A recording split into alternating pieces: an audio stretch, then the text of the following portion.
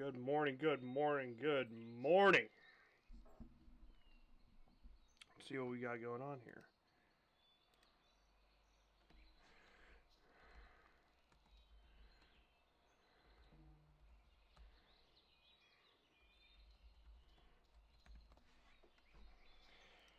Alrighty.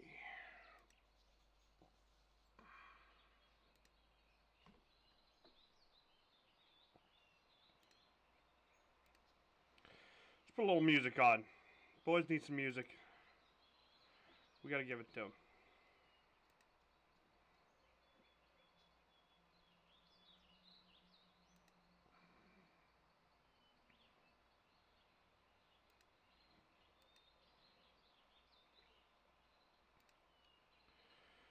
Alrighty, what do we got going on?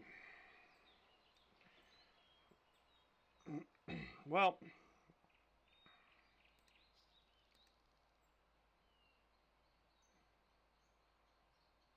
what a jam.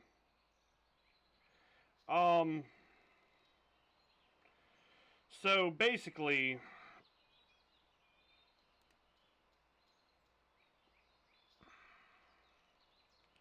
here's what we're looking at. I got a coffee. It needs a drink.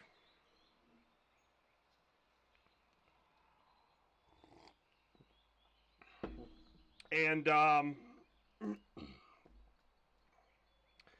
going to talk about my closing notes on Classic. It's currently Tuesday, so we have, let's see here, 12 hours, 24, so 36,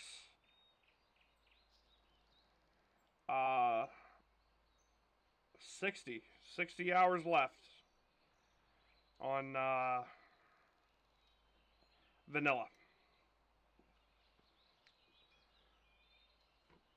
Let's see. I mean, you can see all the characters I farmed up to. You can see all the characters I farmed up to 60 over that course of time that Anniversary Edition was out.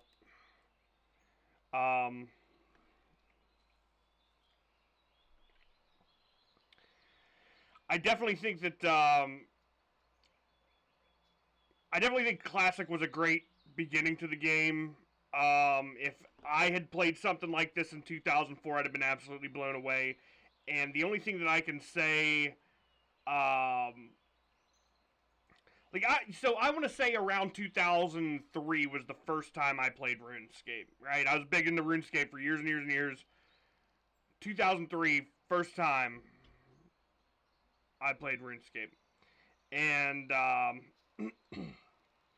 I want to say that if I had seen this game that I just played side by side with that, I would choose this game every day of the week.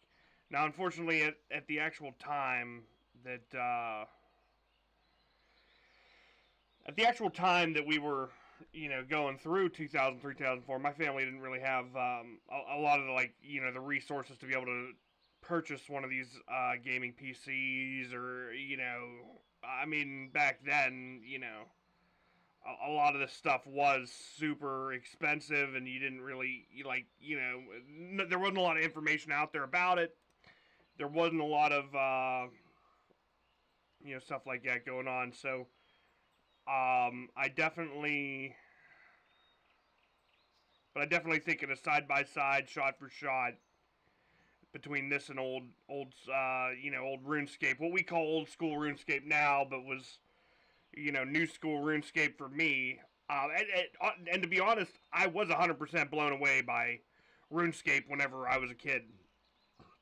It was absolutely crazy to think that they could generate something on a computer like that looked like that you could control, that you could do this, that, or the other. Like, fucking mind blown, right? This would have blown me out of the water a lot farther. I'm lucky I didn't see this until I was, 2023. When was I turning? 29. 29 years old the first time I played World of Warcraft. And thank God it happened then, because I do definitely think that, WoW's been an awesome game, and I really love playing Classic. But, yeah, any earlier than that, I probably ruined my life. So, yeah, definitely, I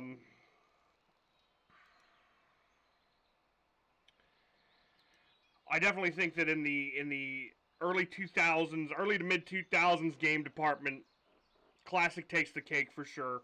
This iteration, I had a great time leveling up each of these classes. I learned a lot about each of them. If I had to do it again, let's say they come out with World of Warcraft 30th Anniversary Edition, right? I'm going to tell you my moves right out the gate. Mark it down on your calendar. I'll be there, right? Guaranteed 150%. Number one thing I'm doing, I'm starting off with the Warlock, okay? I'm not messing around with all these other classes. Listen, I think Shadow Priest is a really fun spec. I never got super good with it either, so I know I'm not using it to the maximum potential it could be used. Shadow Priest it just doesn't put up the numbers, right? Not until Wrath of the Lich King ICC win. Alright? The next thing I'm making is a rogue. Number one, Warlock. Number two, rogue. Right out the gate, I'm gonna have a fun time. I'm gonna go through and I'm gonna hit all the content. I'm not making any other characters. Listen, I love playing the Druid. I think the Druid's a really strong healer, really underrated. I think it's got a lot of potential under the right circumstances. But, Feral is like... You know that meme where, you say, oh, Mom, I, want a cheeseburger, and your mom says, well, we have cheeseburgers at home, and then it's like, this shitty fucking pan-fried burger that she made up, right? So, Feral Druid is kind of like the we have rogues at home meme. And I don't think they're fantastic. I don't think they have a lot of the utility and stuff like that. Now, listen, I will say there are some guys out there that power shift really, really well. They know everything about the class. They know the insides, outsides, the whole deal, right? But Druid was the first class I leveled up, and the reason why was because I wanted to, I know that I love Druid in Wrath of the Lich King. I played Balanced Druid through Wrath of the Lich King, as well as Shadow Priest, and Cataclysm, I leveled up a Horde side Warlock, and that's what got me onto Warlock to start with. But what ends up happening with a lot of these things. So the thing I noticed about Warlock really, really early on into playing it at like a competitive or like a rating level, is I learned that Warlock does everything Shadow Priest does, and does it better. Like, there's not one singular thing that I would say, you know what, Shadow Priest has a lock on Warlock right here. The only thing I could maybe say,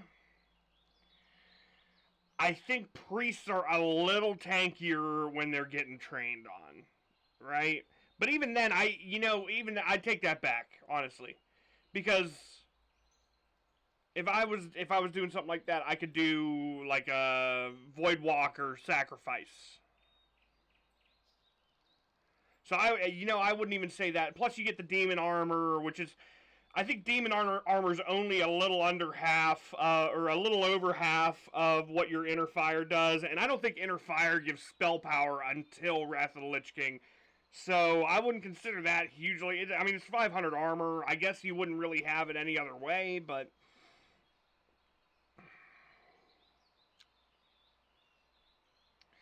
let's look at it this way. They both have an AoE fear. They both do dot damage.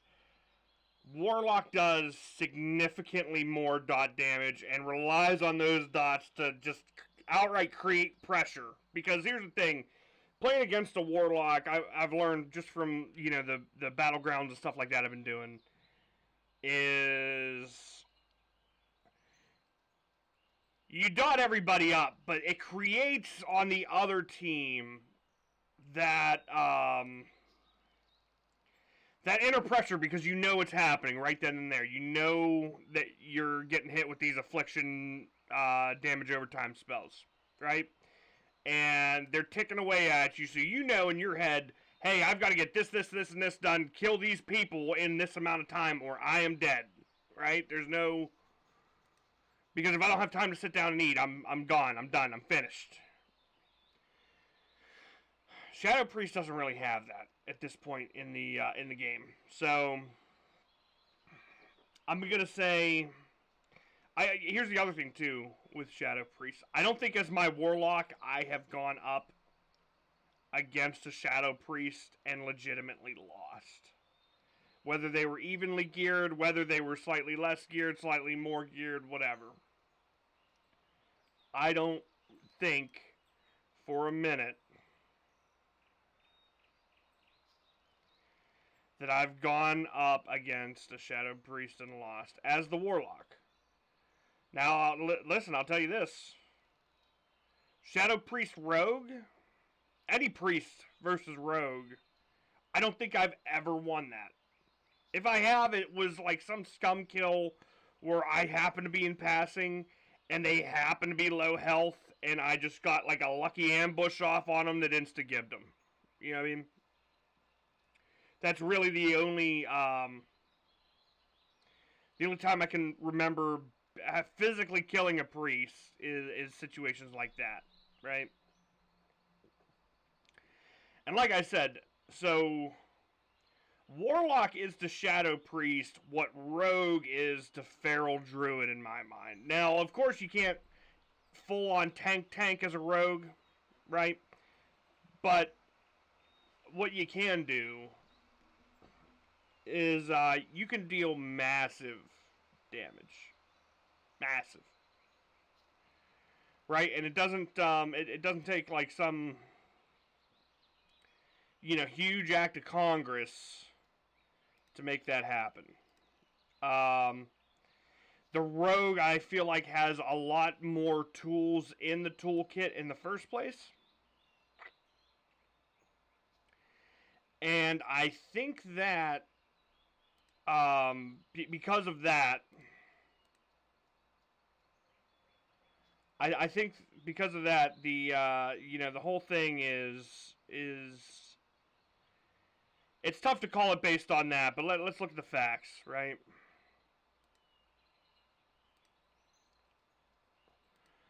Raid-wise, DPS.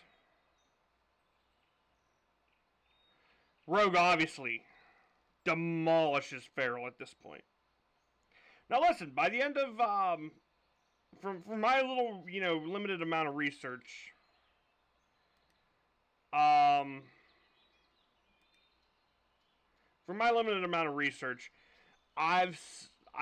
believe that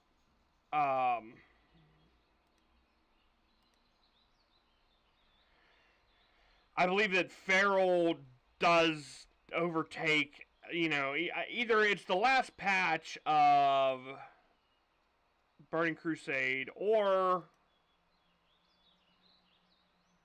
it's the first patches of Wrath of the Lich King. Either way,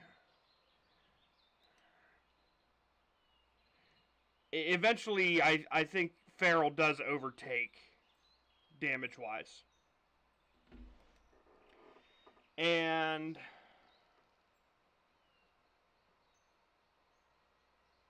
I think that's mostly because of the bleeds. I don't think Rogue doesn't do a lot of bleed damage. Rogue does a lot of poison damage. So I also think that bleeds are, when a move says it makes you bleed first time. There's no chance to it at all. Whereas Rogues, obviously you have chance to poison. But Rogues also rely on not making everything poison to the maximum damage over time in order to secure crowd control and stuff like that, because a lot of their CC is ruined by damage.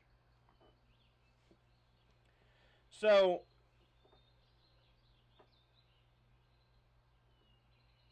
healer-wise,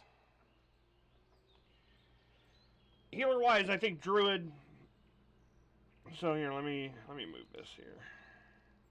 So let's talk about what my favorite classes to level were.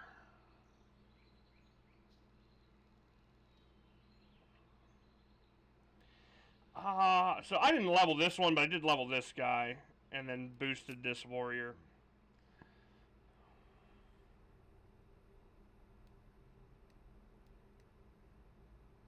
Yeah. So yeah, I wouldn't level a druid. I would for sure not level a druid.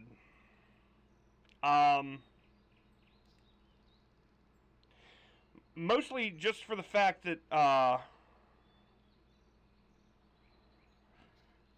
as a healer, their hots don't stack in Classic. So what does that mean? Well, it means that if you take 2 druid healers, it's kind of like taking 2 disc priests at any point in a lot of this stuff. What ends up happening is in Classic as a druid healer, your hots don't stack with other people's. So if I cast Rejuvenation on a guy and another guy on my team casts Rejuvenation, his Rejuvenation overwrites mine in the system, and it doesn't matter if it happened 1 second after, 15 seconds after, whatever the maximum time is on it. He gets the credit for that Rejuvenation, whatever it heals, after the point at which he overwrites mine. And then to counteract that, I could absolutely fuck him, and I could hit Swift Mend and consume everybody's stuff. And that's kind of what I don't like about Druid is in Classic, as a healer, it's just not designed well to be like an actual raid healer. Now, I will say, PvP-wise, if you need to capture objectives, Warsong Gulch, whatever, Druids are absolute, like, menaces in world PvP. If you want to play a fantastic world PvP class, Druid would be up there in my pick. I think at the end of the day, I still give it to the Rogue because Rogue just has so many options. Druid can heal itself, yeah, so Druid's going to be better in a long, sustained fight.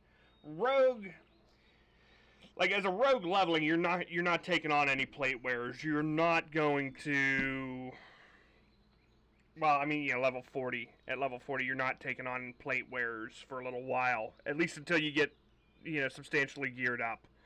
But that's the thing, is as a Druid world PvP, 1v1s, where somebody tries fucking with you, that's your bread and butter there. You know what I mean? And also, Warsong Gulch, which, by the way, I'm pretty upset. The only thing one of the things I didn't like about my Classic experience was that Warsong Gulch and Arathi Basin were literally unplayable because of queue times. Even on the weekends that was, Warsong Gulch, AB weekends, if you would queue for them, you'd get a 20-30 minute queue time if you were lucky. And I tried it several times. I wasn't a huge fan of that. So that's one of my only beefs about Classic is everybody min-maxed it so hard that they found out that Alterac Valley was, fastest honor per hour. As long as you win 98,000% of your games and you don't mess around at all, you don't have any fun, you just literally run to the same spot over and over again and kill the guy. And listen, I'm all for, figuring out mechanics and stuff like that, but I think, this is where kind of the outcry for Classic Plus comes in, is once content's so figured out, once it's so, like, common knowledge to, this is how you win Alterac Valley as Alliance. If you run straight through this path and you take this turn here and you hit this perfectly and then you run here and then you auto-attack this guy 3 times, like, once it's figured out down to that level, like AV pretty much was for the duration of Classic, that's where I think the no changes crowd has to step back and be like, well, listen, is this really, what we want to do with the game that we hold near and dear, right? It's just like the old martial system or the old honor system for getting up to martial. Is that really how you want to play the game? Do you want to be hunched over your monitor for 40, 50, 60 hours a week, some of you? Absolutely sweating, trying to get those honorable kills for the chance of hitting rank 14. No. And they updated I think the honor system that they put in place this time,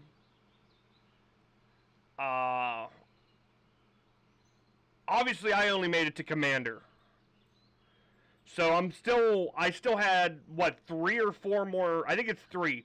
From Commander, rank 11, it's 3 more weeks to get to Grand Marshal of 500k a week. So I think you go from 11 to 12.6, then you go 12.6 to like 13.3, and then you go 13.3 to 14. I think, anyways. I don't have the exact numbers offhand, but I like the way that they had it set up, but I think that they needed to boost Warsong Gulch and Arathi Basin honor to meet up with Alterac Valley, to make it worth playing all 3 of them, or one of them specifically for the duration of a weekend, compared to AV, because as it's set in this iteration of Classic, that didn't happen. So now a lot of people are just freshly getting into AB, or not into Arathi Basin, or just freshly getting into Warsong Gulch. People that are either new to the game, new to PvP, new to this, that, or the other, and they don't understand these battlegrounds. So I think that definitely makes it harder on the entirety of the player base. When the only thing you could queue for is AV. Now that's changed a little bit, and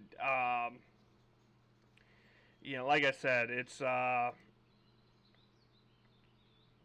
definitely think that they could do some adjusting there, and it would go a long way in the game, for sure.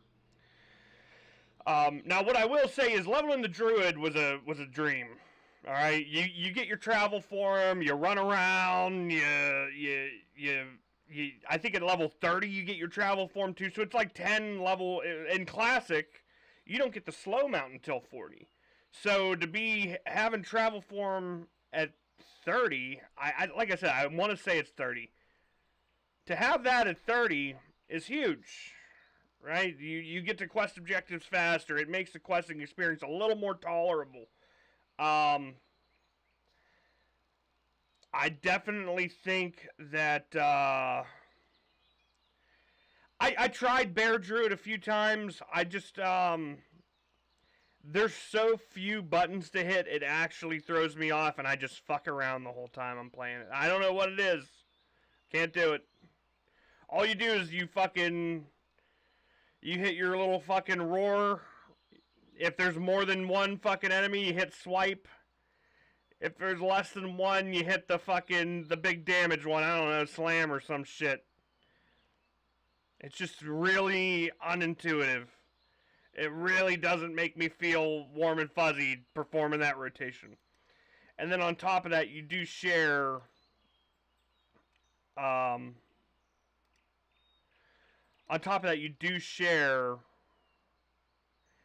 of your talents with Feral. So, I mean, that's just one of the ways where, yeah, if you're using both of them, you're getting the maximum amount out of it. So if you're a really good power shifter and you can heal yourself and jump back into form and go do this and go do that, you're going to get the most out of it. And that's going to be your bread and butter, and that's what's going to make the class great for you. Most people can't do that with these classes. They either would need a lot of time to kind of study up on, how to make it work, how to do this, how to do that. And a lot of people just simply, don't have that, research ability in them. Like I said, leveling up was fun as a druid. And, I also managed to get some decent parses on the druid over the course of Classic, at least in the old Molten Core. So, like I said, I had a good time with it. Um, the bear form's kind of a knockoff warrior. The feral cat form is kind of a knockoff rogue. Healer, I wouldn't say was great for. Uh, the healer, I wouldn't say was a fantastic raid. It has the potential to be a great raid healer if it's the only one there. It's kind of one of those deals. And then balance, I don't think I saw a single balance druid the entirety of the time that I played Classic. Which is insane to me.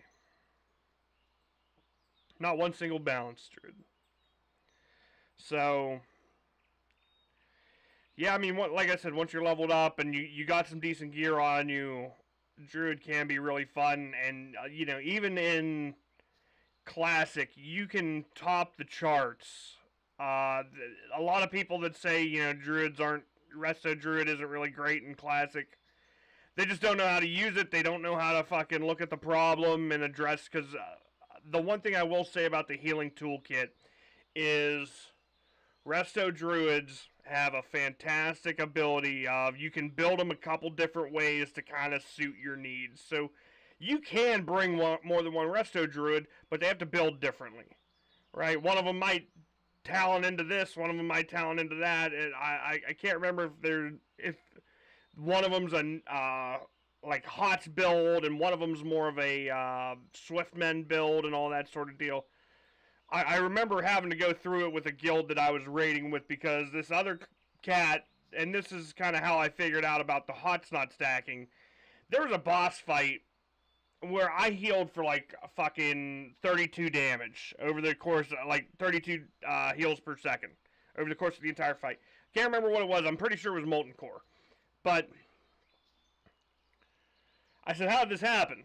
Well, when I went back through and looked at the details, this dude was just waiting until after I casted my hots on somebody and hit them with it. Now, whether he was doing it on purpose or not, I don't know.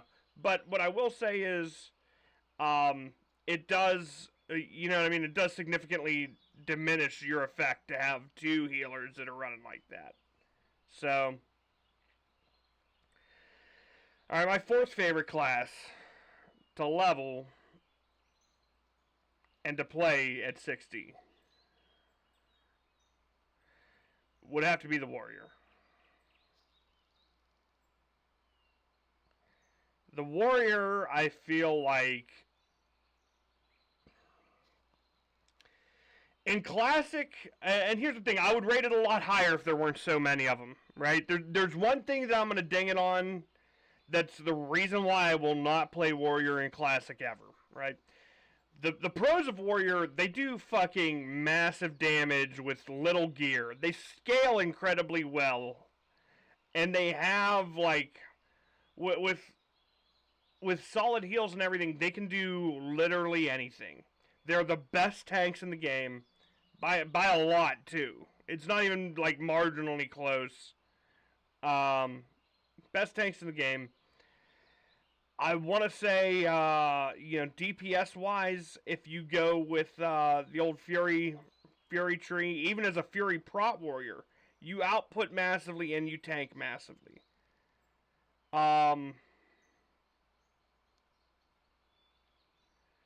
So even just having that on your side is huge.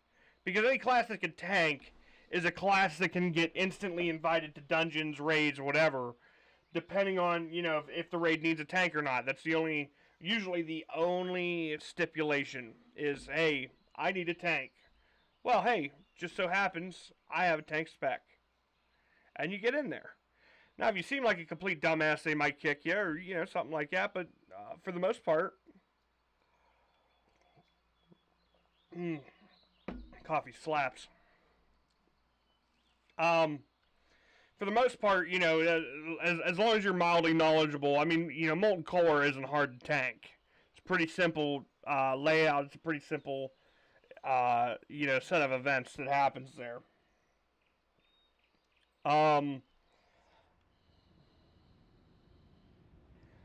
Now, when we start talking issues with Warrior, my least favorite part about Warrior would have to be that Warrior,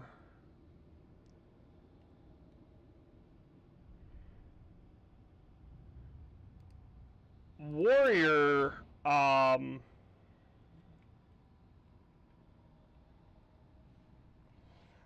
in Classic, so many people play it because it scales better than literally any other class in the game.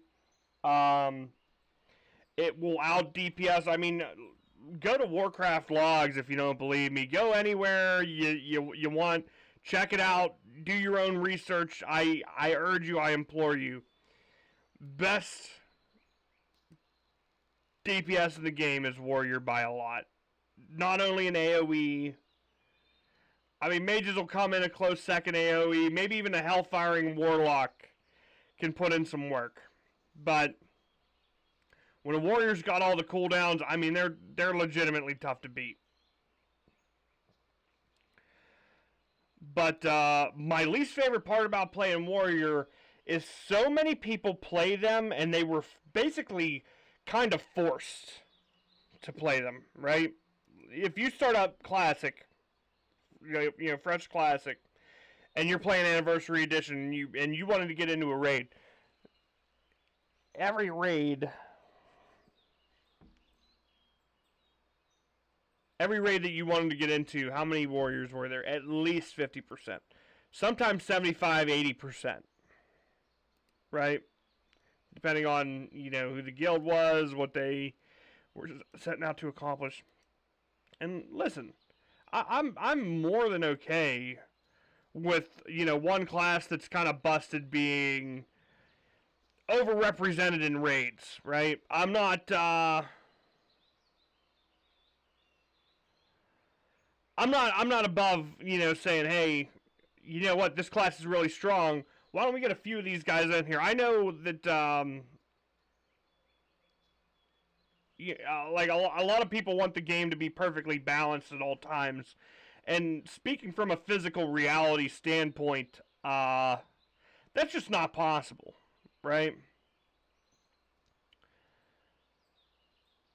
But the problem with Warriors is they're so overplayed in Classic that it's actually really tough to get any gear, which is the reason why you see so many who ground for rank 14. It was basically either grind for rank 14 or never get any gear from raids because there's 7 warriors ahead of you in loot prio. Including the tank, who's rolling on DPS items because my threat. If I'm Fury Prot and I don't do maximum DPS, number 1 DPS ever, I'm somehow screwing the pooch, right?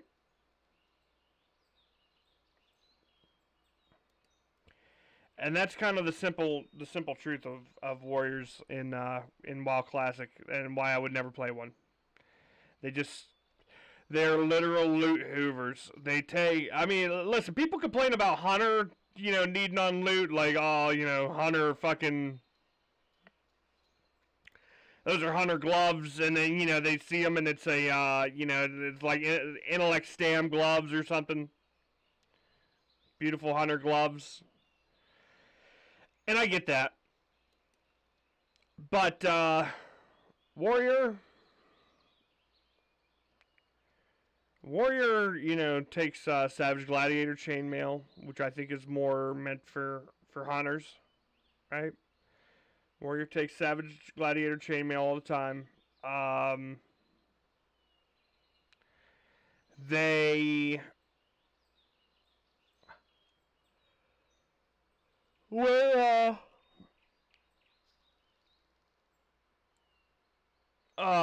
aren't Edgemasters handguard or Edgemasters mail?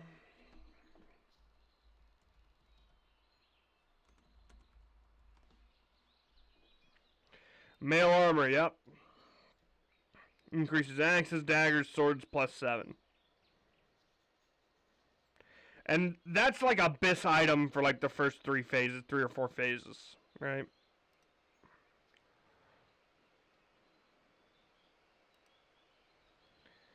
So that's the thing, is warriors just they just take up so much gear. It's crazy. Listen, I don't want them to feel slighted. I don't want them to feel like they don't earn it, right? Obviously they. But here's the thing: is if you're playing a warrior and you're rolling against 20 other warriors, it's kind of like me. If I go into a BWL and there's 4 fucking warlocks in there with me, I'm leaving that BWL. It's not like I don't want to be rude or nothing, but I'm not gonna like go if there's 1 or 2 other warlocks. I go through, and before I even put SRs in, I get eyes on the dude. I look at what Nemesis gear he has, so I don't SR that because I know he don't need that, so he's not gonna SR it, right? And then I'll go through and I'll look and I'll see what his SRs are, and then I make a decision on my SRs based on that, right? It's kind of like a whole strategy thing. With Warrior, you can't do that because 20 of you are rolling on everything every time it drops. Right? No matter if it's, Onslaught Girdle or, like I said, Savage Gladiator Chain or this, that, or the other. All of those things are, unless you exclusively tank, you can't just like roll through and pick up this gear. And here's the thing: nobody just exclusively tanks. Sometimes you do need to DPS, right? So I just Warrior wouldn't be my pick for a first character at the start of a fresh classic.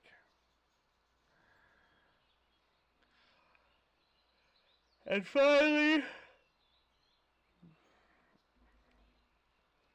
Finally, that brings us to the Paladin.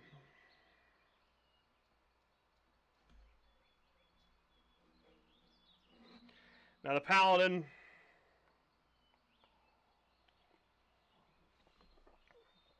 here's what I'm going to tell you. The Paladin in Classic is possibly the least. Remember when I was talking about the Druid and I said, well, one of the drawbacks for tank form, their bear tank or whatever, is it's so simple I get lost. Like I just stare at the screen and don't do anything. That's what the entirety of Red Paladin is in Classic. Right? So it's pretty easy to see how that would be not a great DPS spec to play, right? Healer-wise, if I was going to go healer out the gate, hear me out. Healer-wise, Paladin is huge.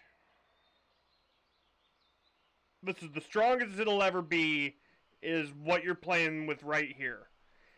Because I'll be honest, as far as TBC goes, I didn't directly play it. I'll say that. I could be wrong. But here's what I am going to say. Healer-wise in TBC, Holy Paladin is just not the way to go. Priests and Druids are simply better. Shamans are simply better. I do think that Holy Paladin does have its place of usefulness. I'll give it that, right? It could possibly be useful in certain situations, but let's look at the facts of Holy Paladin. They have 1 instant cast heal in Holy Shock, right? That's it. Everything else is hard cast. So if you have a ranged interrupt team like like a mage, a shadow priest that talents into the silence or whatever, a warlock that's got the fears and stuff like that, those heals don't matter anymore because you're crowd controlled. You're done. You got a 5-second break on the bench, right? And it's not hard to charge through the front line as a warlock or a a Shadow Priest to get that done. You know, to get in there, you know, hit your AoE fear as soon as you hit the front line, get in there, hit the silence, fall back. By then, the front two guys, if they had a front line or whatever, should be dead. And you're back to pumping, right? Paladin has, with the lack of instant healing throughput that it can create, and people will say Druid's the same way, but Druid isn't, and I'll tell you why. Because Druid has one heal over time that's instant, one heal over time that's also like a substantial heal that has a short cast time. You have Nature's Swiftness that makes you have Nature's Swiftness that makes a whatever your next nature spell cast, instant cast. So you have that in your arsenal, right? Like, let's say you're going through, the tank's getting real low, and you want to go, you want to pump them up, right? You can crit for like 6-7k on a max rank healing touch. Just hit that Nature Swiftness, and then hit that healing touch right on them. 2 button presses, they're up, and it's not even a GCD for Nature Swiftness. Right? So that's huge healing right there. Then, in the same breath, you can also talent into Swift Mend. So you go through and you put Rejuvenation on a bunch of guys, and let's say one starts taking some damage, you hit that Swift Mend, boom. Consume it. Easy money.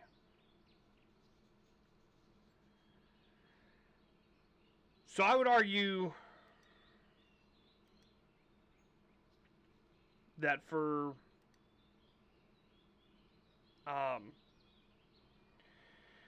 TBC, Paladin Healer isn't the way to go. I mean, I think, like I said, I think there are benefits to playing Paladin Healer. What made him so OP in Classic, and here's my thing. So if the list is going by Classic classes I would play again, what spec I would play, if I do it all again. If I had to go DPS, it's a tough call between Rogue and Warlock, right? I enjoyed both. I think both are fantastic damage specs. I think both also have I think Rogue's a little better PvP-wise in Classic. And then I think that in BC, they kind of even the playing fields. Maybe even Warlock overtakes a little. Right? It's not by much either way, whether it's Classic or TBC, from what I felt. But those would be my DPS choices. Healer choices is hard. To play again in Classic, Paladin would be my number one choice. Okay? The reason why, Paladins have the highest, we'll call it, like, I don't want to say unrealized potential, but Paladins have the most potential to heal like absolute maniacs, right? Number one. Number two, when Paladin gets to a certain point,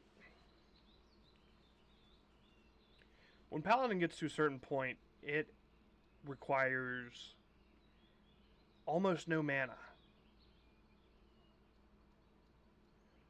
to run a boss. You know what I mean? You get that spell critical chance up, as high as you can. You get your world buffs, you get this, you get that. Pretty soon, if you're rocking 30, 40, not 40. If you're rocking 20 to 30% critical chance as a Holy Pally, you're absolutely burning it down on the healing charts. The only thing that sucks about Paladin, and like I said, is the main reason why I said I probably wouldn't do it for TBC if I had to, is the cast times on everything. That's the only thing holding it back. Those cast times are rough. You get your Holy Shock, and then I think that's about it as far as instant cast heals. Priests, like I said, you got your Power Word Shield. You've got, buff wise, I'd say Priest and Pally are pretty close. Maybe Pally has the upper edge on it, and Paladin also has Bubble and Bop and Blessing of Sacrifice and all that stuff. So buff wise, I'd give it to Pally, because they just bring straight utility. But I think overall, Paladins, because they lose the talent that gives them 100% mana refund. They don't lose it; it gets diminished to like a 20% chance to return 100% mana, or 100% chance to return 20% of mana for critical strikes. Or I don't know exactly how it ends up going, but it's something along those lines where down your holy tree, what made you return 100% of mana before, whenever you would crit with a holy spell, they reduced it for TBC, which is that's the way it was originally. It's not, this isn't a new thing, but now what I will say, tank wise, Paladin for TBC. Listen, I tried it in Classic. I thought I would outsmart the system. I thought everything that I'd read until this point is a lie. Nobody's done it like I'm going to do it, right? Nobody's attempted to, raid tank as a prot Paladin. And I'm going to tell you this. They have. Okay? They've tried. They've tried so hard, and they've tried to figure it out so bad that they realized it was undoable and gave up on it. They realized that no matter what, a Paladin's never going to be able to keep up with the damage output to be even an off tank to a warrior. The lack of a taunt is glaringly bad for a tank to not have in the game, right? Which is why they fixed it in TBC. They redid the class a little, right? They realized that if they want anything other than just warriors tanking, they've got to make the other classes viable, right? So that being said, when in TBC, I would venture to say Paladins are the better tanks than warriors and than bears for at least a significant portion of the expansion. And here's the thing: I don't think it's quite like people make it out to be. I think that they're I think that I think Paladin's the best overall, but it's not by as wide of a gap as it was between Warrior and Paladin in Classic, or Warrior and Druid in Classic, right? It's not that wide of a gap. But it is a little bit of a... I think the Paladins come out on top. Just the AoE aspect alone, when I play my Warrior tanking, right? When I'm on the Warrior tanking, it is 100 times harder to hold aggro on a group of mobs than it is for me to do with the Paladin that I have. And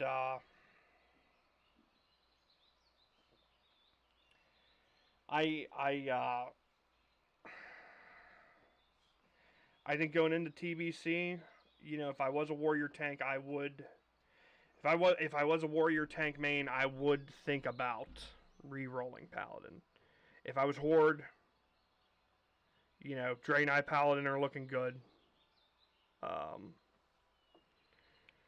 The 1% hit is appealing both not only for your spells, but for your melee attacks, right? And then here's the other thing.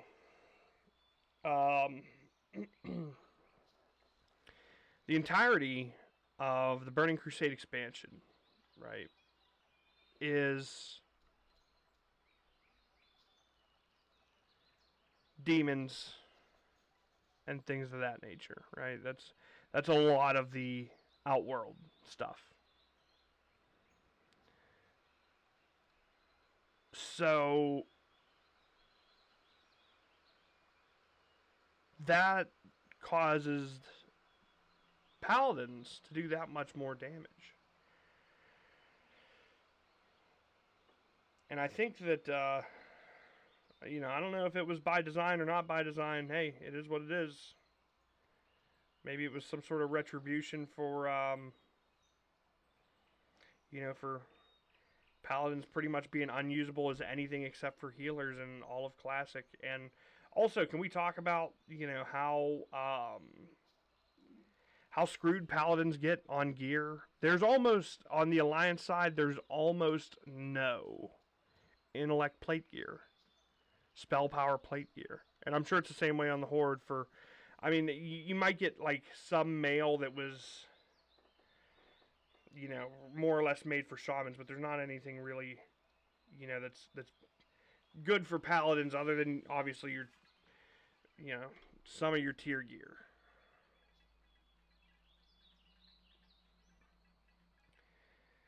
Yeah, Paladin, probably my least favorite to level up in Classic. I probably wouldn't do a Paladin again. It was just too much. It wasn't a great time. I was limited to pretty much healing. That's the only thing, Drizzle, is as a Paladin,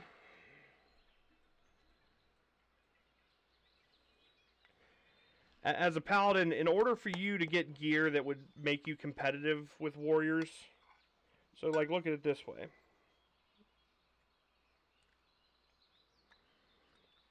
I actually leveled up as Ret on my Paladin.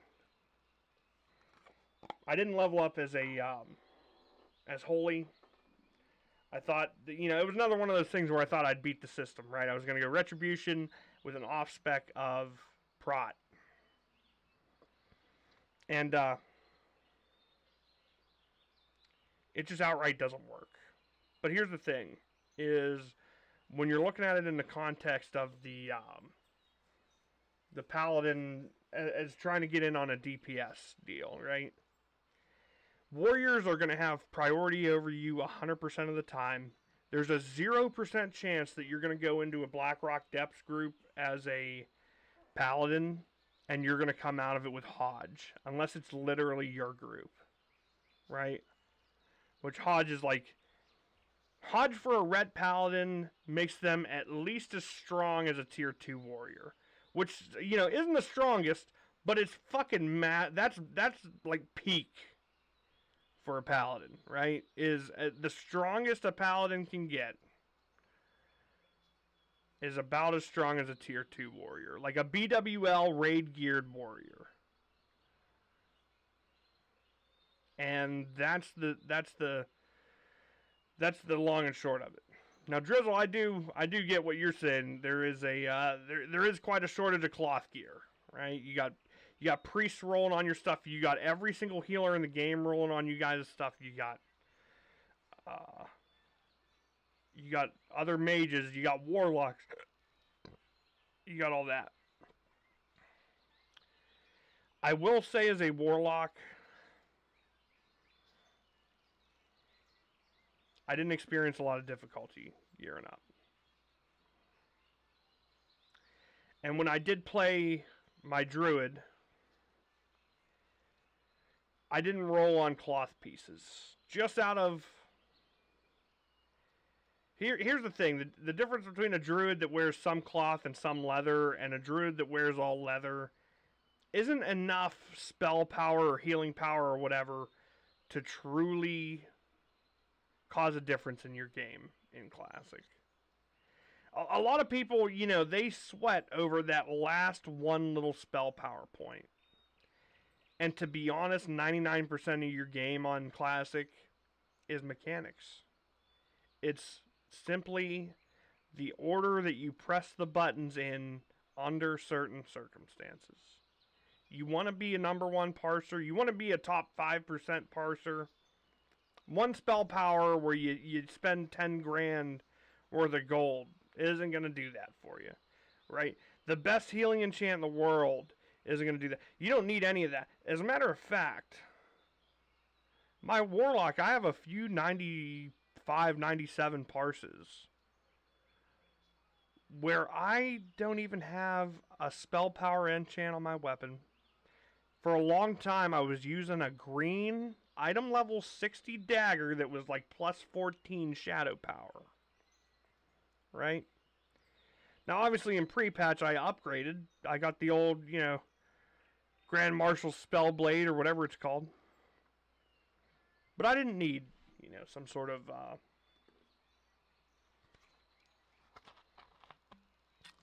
I didn't need some sort of crazy, 200 spell power main hand weapon to achieve those parses, right? And to be honest with you, I wasn't even like really super adequately geared for most of the expansion as my Warlock, right? I think I ended up... I didn't even know Bloodvine, the Bloodvine gear or whatever it's called existed, first off, right? But I noticed that I was having a problem with hit rating. So I ended up doing a Zul'Gurub, and I picked up, in that Zul'Gurub, I picked up Nat Pagel's Reel,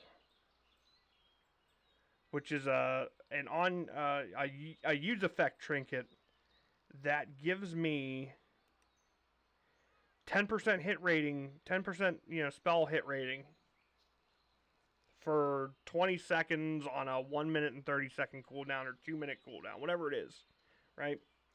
I bound that puppy to my Shadow Bolt because, hey, they say you're the Shadow Bolt fucking spamming fucking maximum DPS, crazy machine, right? I bound that to the old Shadow Bolt, and as soon as I would fire up with the old Shadow Bolt, that trinket goes off, and every one of them Shadow Bolts lands. Not one of them misses, not one of them fucking strays off, because I got that 10% hit. And once I got a couple pieces of spell hit gear, I was topping the charts of the casters. But here's the thing, is if you look at BIS guides for Warlock, they're not going to tell you about Nat Pagel's Reel. They're not going to tell you this thing can help you out. They're not going to tell you that, there's alternatives to parsing well and doing solid DPS where you don't have to break the bank, and it's more of a simple solution than you realize. A lot of people, they think that if you don't have the #1 best fucking main hand enchant, like a lot of these raid leaders and stuff like that, they think if you don't have the #1 best main hand enchant, that somehow you're incapable of fucking parsing a 90 to 95. And that, like I said, that's just not the case. I did it with a green Shadow Spell Power dagger that was item level 60. And this is as a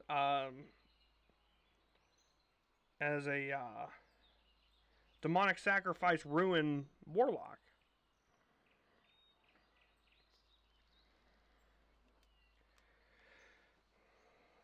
So yeah, people sell the farm, and like what Drizzle's saying is, you'll get these healers that are paladins or whatever, and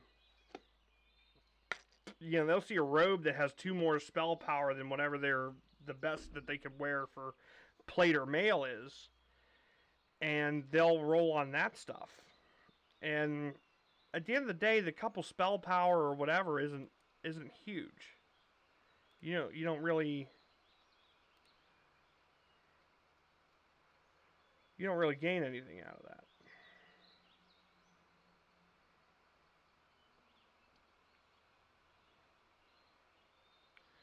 Seem to be going through a little bit of a issue here. Let's see if we can...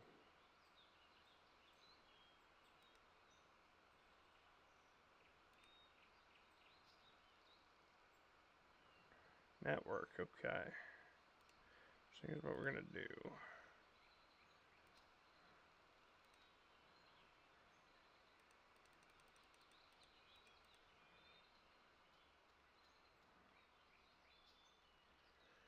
Alright, there we go. We'll drop the bit rate down a little bit. It seems like the old internet's running a little slow right now.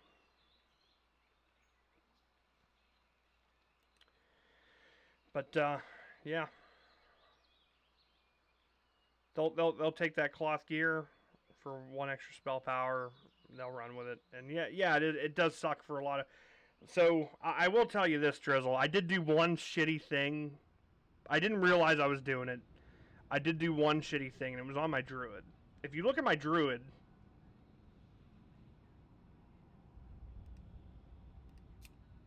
so let me see if I can pull it up so we can take a look at her here.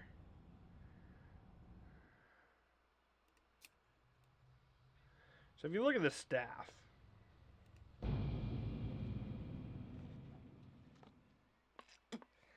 and Drizzle, you will be extra upset because I did do this to a mage also, so sorry in advance. It just kind of happened, you know?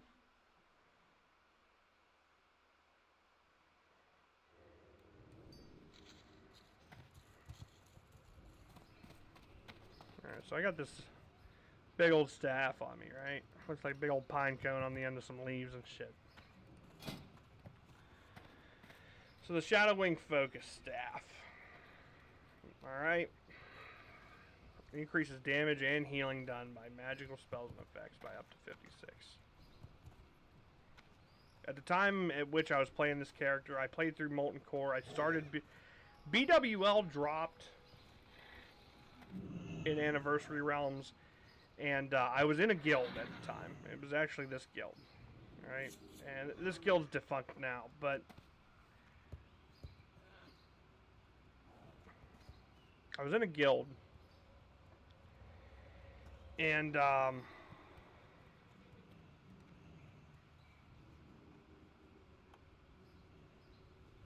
the guild that I was in, we were clearing out Molten Core, right? We'd finally gotten Molten Core down to like hour-and-a-half runs, right? Which is still incredibly slow. Right? We didn't have great tanks. We didn't have great tanks. We didn't have great healers. We had like one decent mage DPS, right? Everybody else was like low green parsers. We're talking like 25 to 30. We actually had a rogue that made it through an entire raid only doing like, I don't know, I want to say like 80 to 90 DPS overall for the entire raid, which is crazy, right? Absolutely crazy work. The dude either wasn't playing the game, I don't know what happened.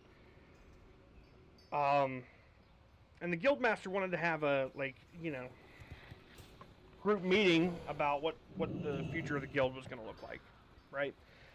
So I volunteered to, you know, I wanted to come speak my piece, right? And I said, hey, you know,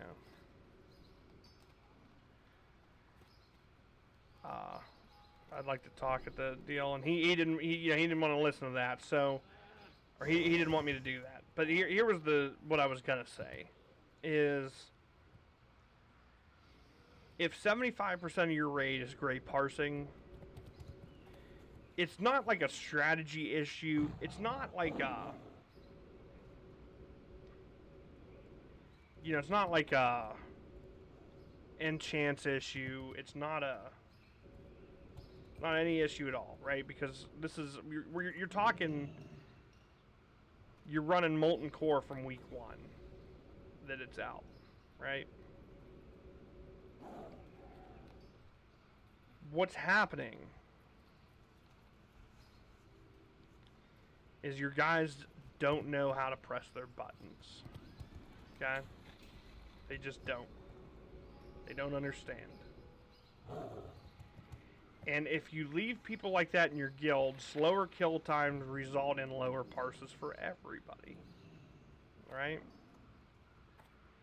And I'm not saying, you know, you got to kick the guy out if it's a casual deal, if it's this, if it's that. I understand, right? You don't want to be overbearing. You don't want to, like, ruin everybody's good vibe or whatever. Okay. But if you want to get out of Molten Core in less than an hour and a half, 50% of your raid cannot gray parse, and the other 50% can't barely green parse. Like, that's the stipulation. You simply can't.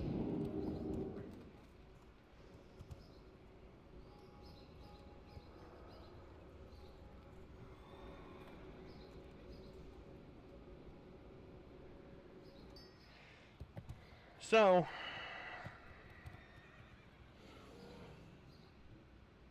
I don't know what's going on with my internet right now. There we go. So that was the whole thing, and what ended up happening was BWL came out, and we were 2 weeks into it, and the guildmaster said he didn't think that we were strong enough to get into BWL yet and start doing BWL runs. He said, listen, this first week, go find a pug, right?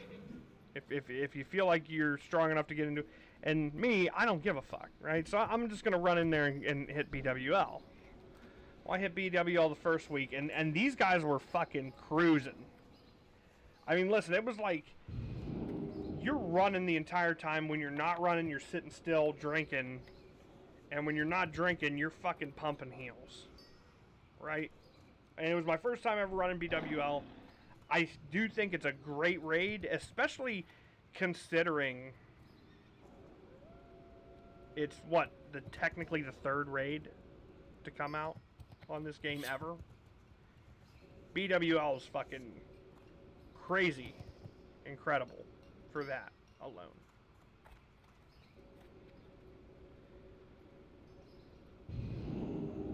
But I ran that pug. I think I might have got one of my pieces of tier 2 gear. I can't remember. Yeah. Got one of my pieces of tier 2 gear.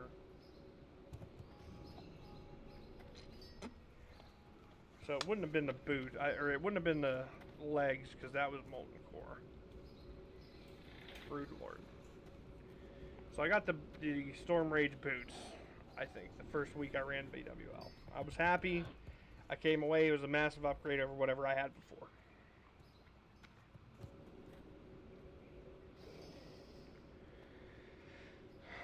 The next week, we're all posting in the guild Discord. Hey, you know, we doing BWL? What are we thinking? What's going on? Blah blah blah blah blah. Radio silence.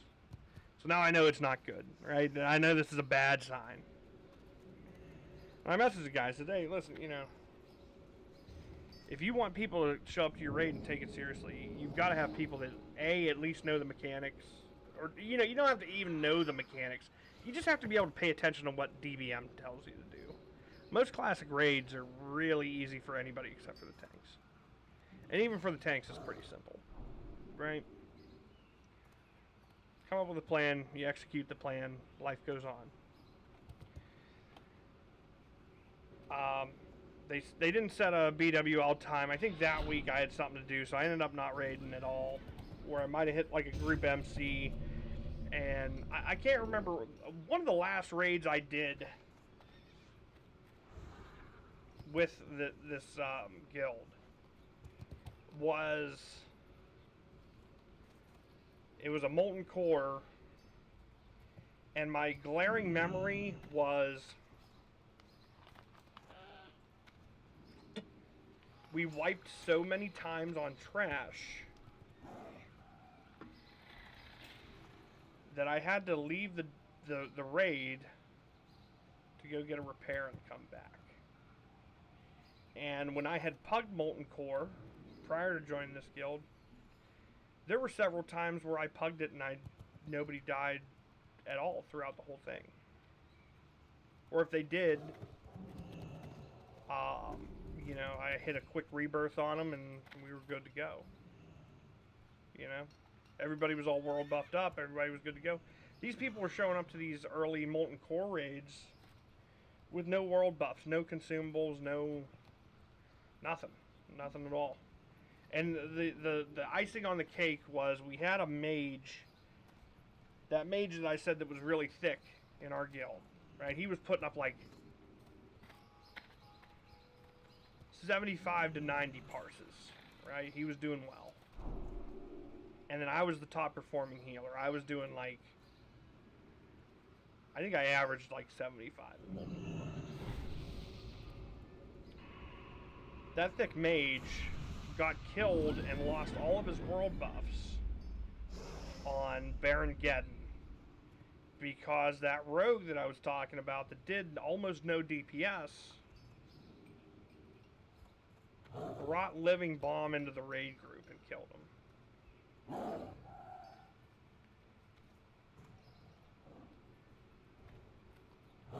And nothing was said to the dude. Other than, like, you know, the generic, oh, who brought the Living Bomb in the raid group. You know, everybody pointed out who it was, and, you know, it was more of a slap on the wrist than anything, but, you know, realistically, I'm pretty sure so it happened right at the very, like, towards the end of the fight, and the guy still parsed like a 79, right? Still parsed a 79 even though he was dead for 15, 20 seconds.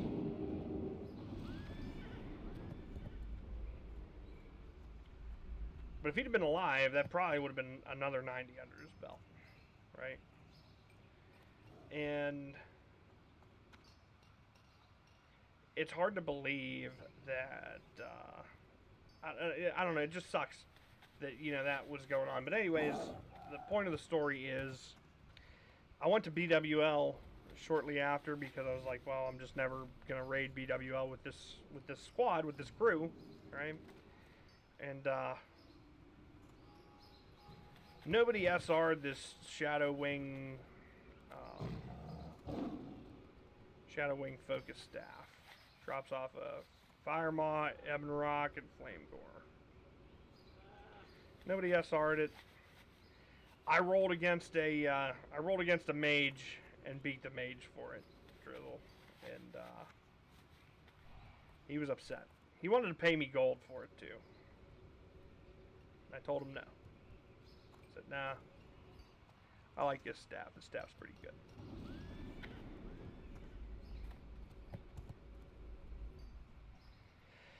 And that's kind of the real battle of you know, Classic with the gearing. It's I think a lot of the gearing could be made better in Classic. Like I've been saying, the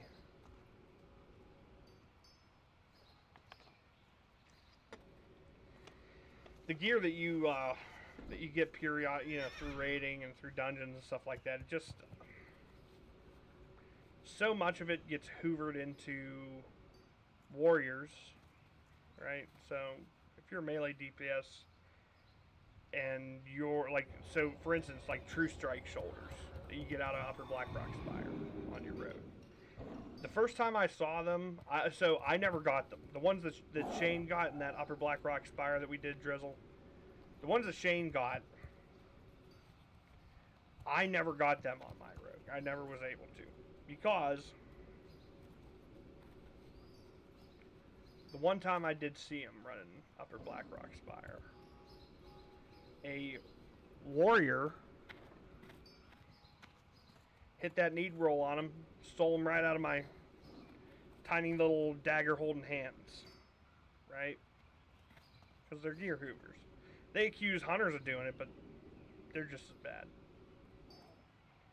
And yeah, so that part kind of sucks about Classic, is so many of the pieces of gear are usable by so many of the classes, and particularly by classes that they prioritize because they scale so well from the start of the expansion. You know, that's kind of where a lot of it comes from, is just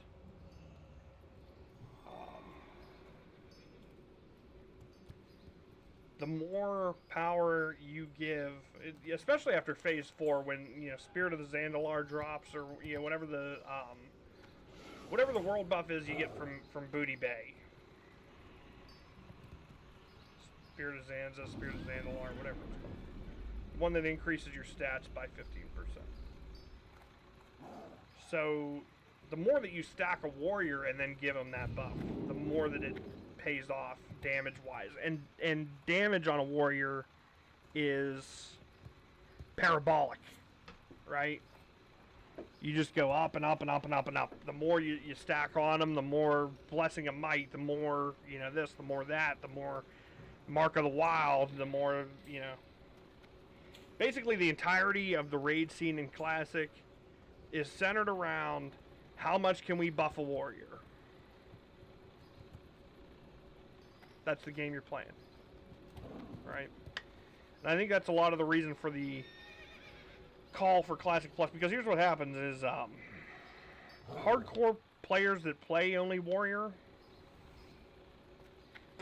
like your Asmongold player, right? That's their main class, that's what they're going to do, they don't give a fuck. That's how they're doing it. They don't care, right? Those players make up a very small portion of the overall people that play Warrior in Classic. Most of the people that play Warrior in Classic play it out of necessity for their guild for speedy runs. And so going into TBC, the amount of Warriors has fallen off. A lot of them see a lot of the doom and gloom, the writing on the wall, whatever you want to call it. And they don't want to deal with the starting from the bottom of the barrel in the expansion, when in Classic it was basically handed to them, being at the top. It wasn't difficult.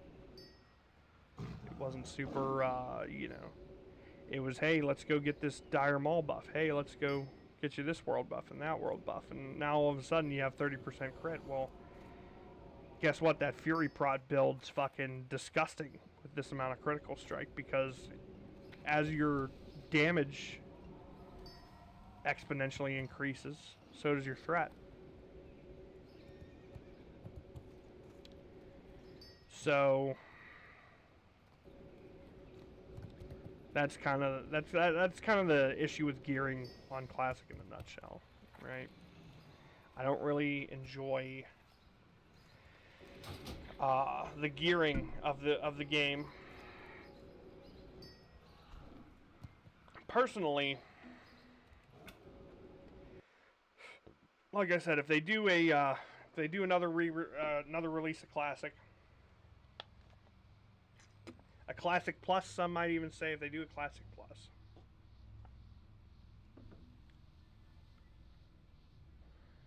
I might still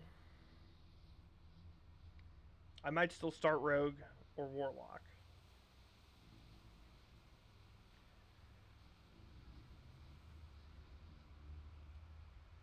Warrior wouldn't be real high on my list, because I would feel like if they did a Classic Plus and you roll Warrior, you already know what's going to happen going into it, right? They're not going to make you as busted as you are in original Classic. I mean, look at TBC. They're going to make you climb to get there. They're going to make you climb the raid tiers and beg for it.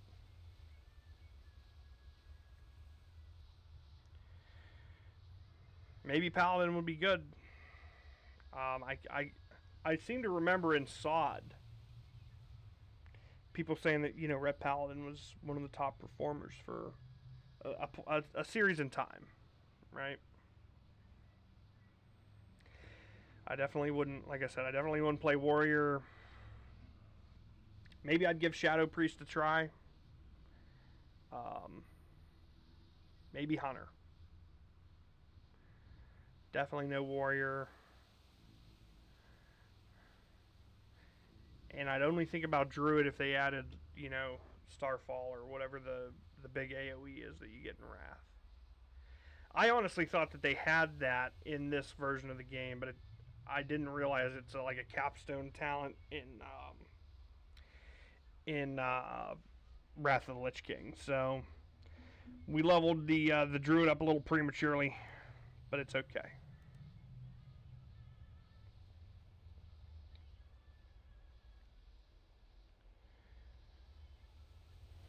Going forward into TBC, I'm thinking.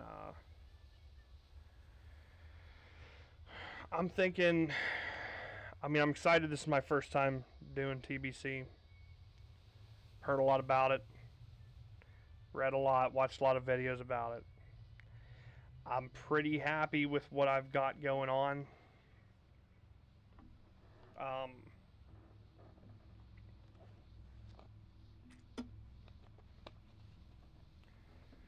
I definitely think that no matter what, let me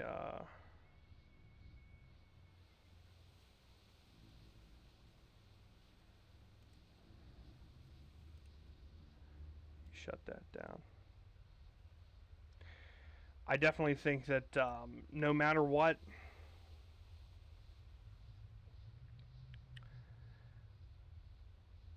in TBC, I know I'm going to level the rogue up. I know I'm going to level the druid up.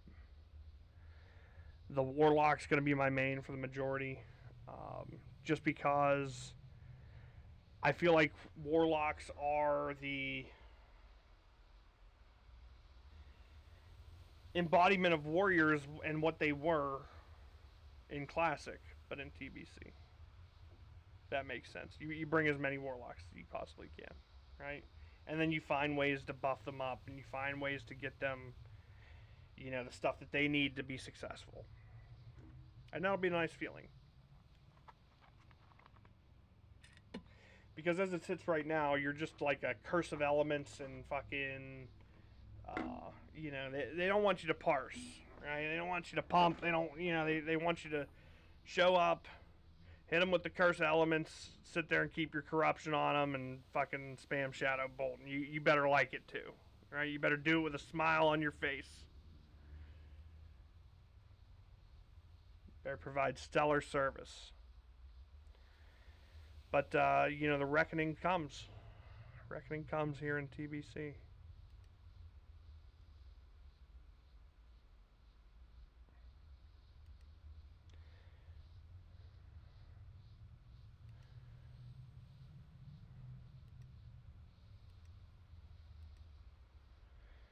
Alrighty.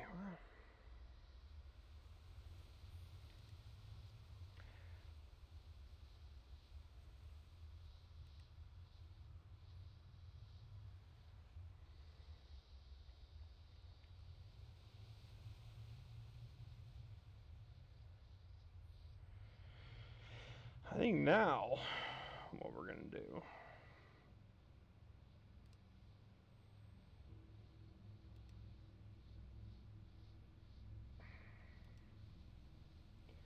So we're going to actually get into playing the game.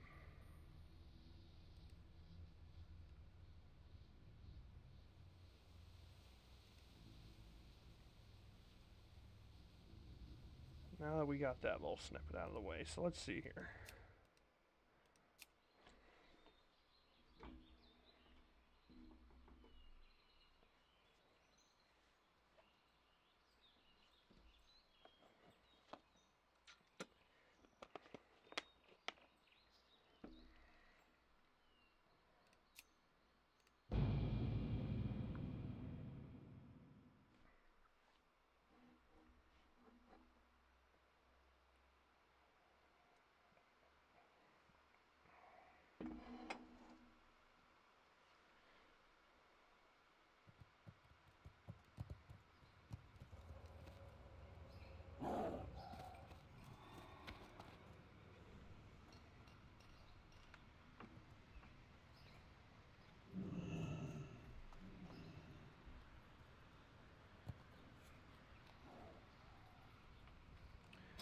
The amount of people begging on this game at any given time is crazy.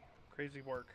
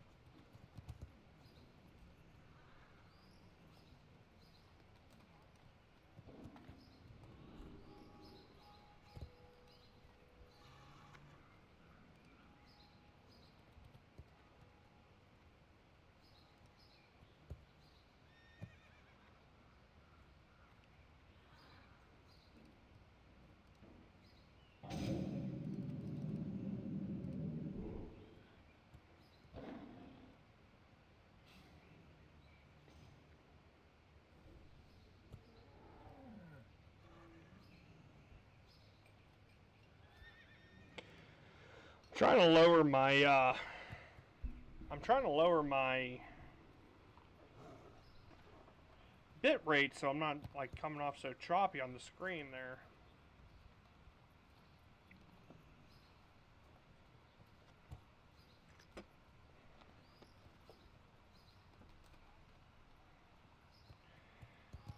Alright, young blood. Hey, take it easy out there. Be safe. And we'll catch you here later, Drizzly. If you get off early, you know where to find me. I'll be on the grind, dude. Be on that grind. Also, I'll tell you this, Drizzle. I did level up a... I did boost a Shadow Priest on the Horde side. I'm going to try to play. It's on Dream Scythe, though. So we can hop on there. The only thing that sucks, you don't get World PvP on Dream Scythe. Terrible. But I will say this. Dream Scythe has a fuckload of people compared to, at least the Horde side does. It is super active over there right now. Night Slayer feels like everybody grinds their shit and then they get the fuck off for a week.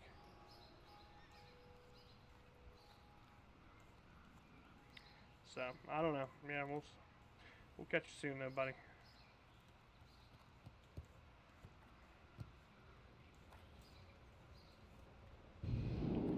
Maybe that's what I'll do. I'll level up that Shadow Priest.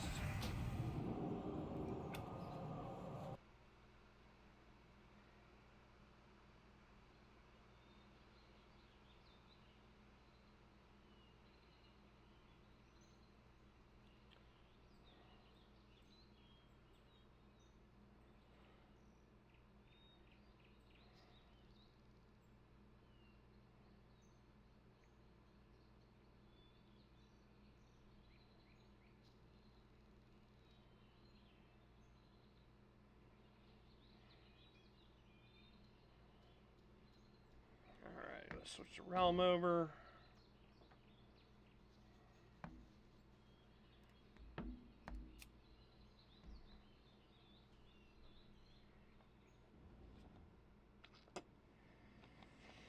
Oh. Old Flay to Slay.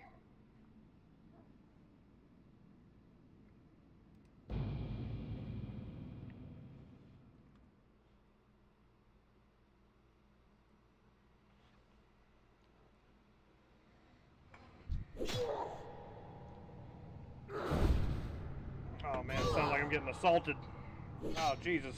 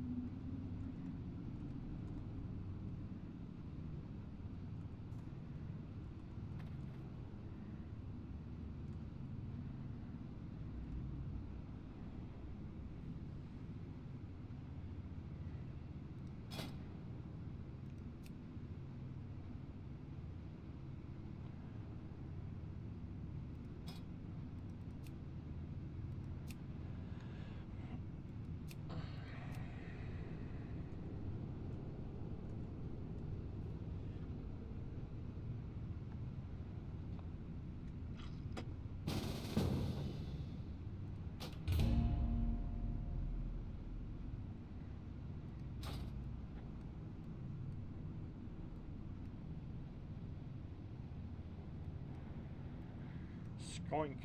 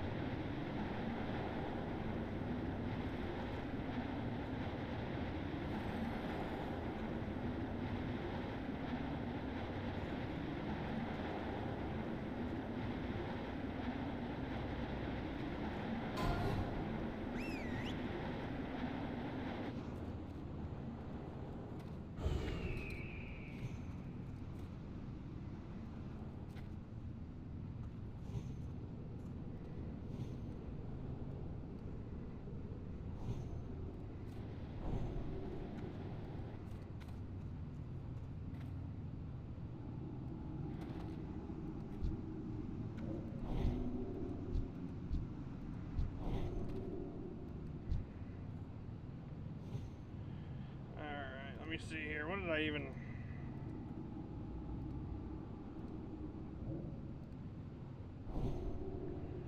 Power 42 shadow.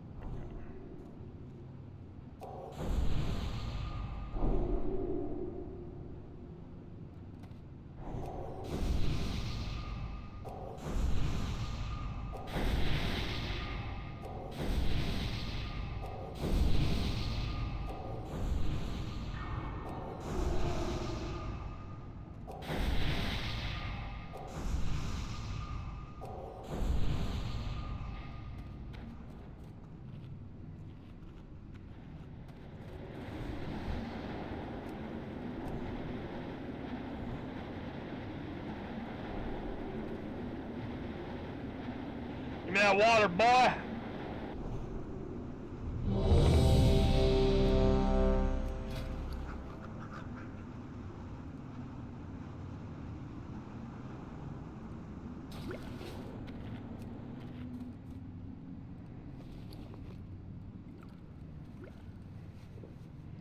And then, okay, so what did I... Left button, okay. I don't think there's any fears in here, so I'm good there.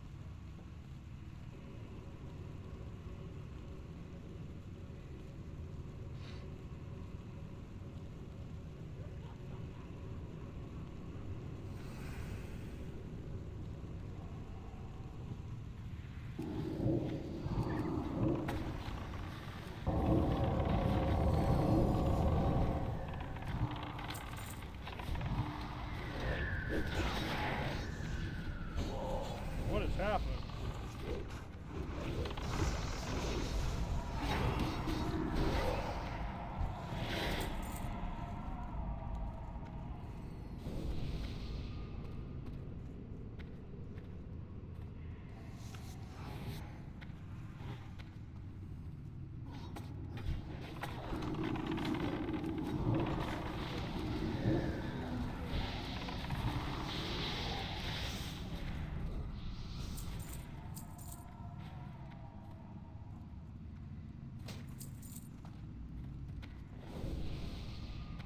Wow, my first piece of loot.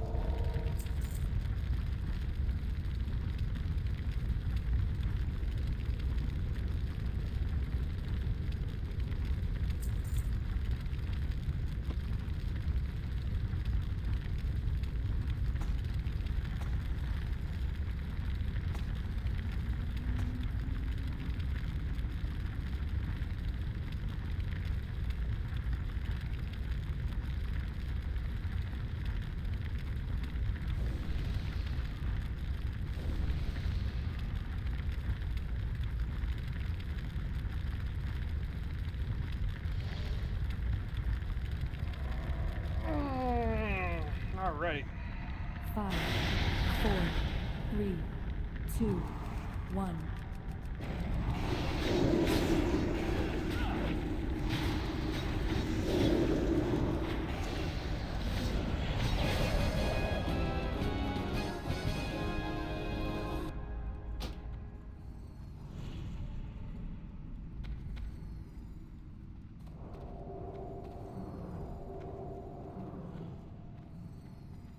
I don't know why I couldn't cast my mind flame. Crazy work.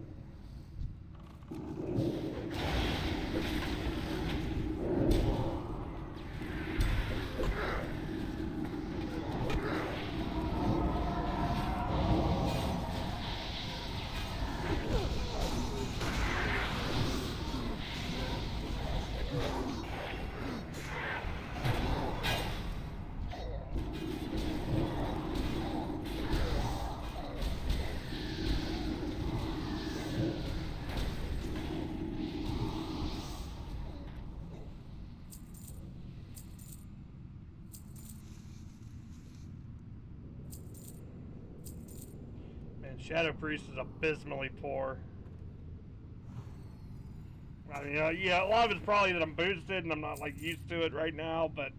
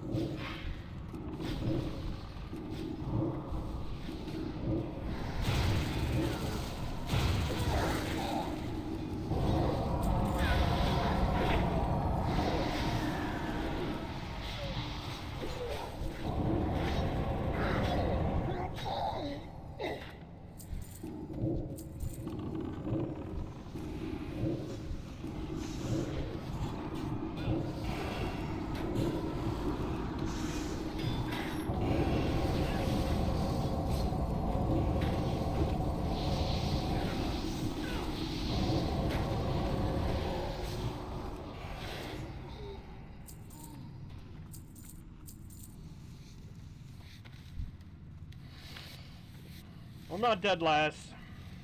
I'm 9 out of 10. And I think the other guy just doesn't even attack him.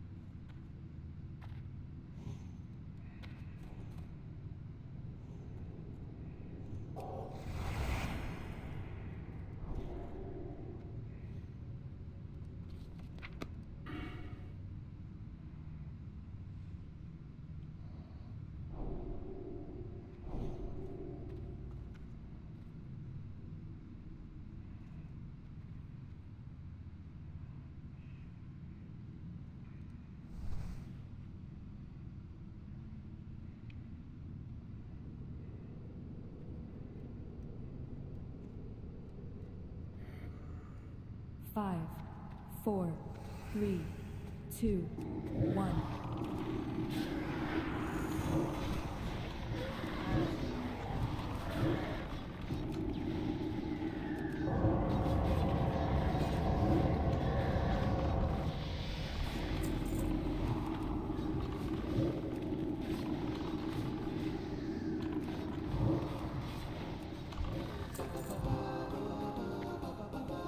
Wow.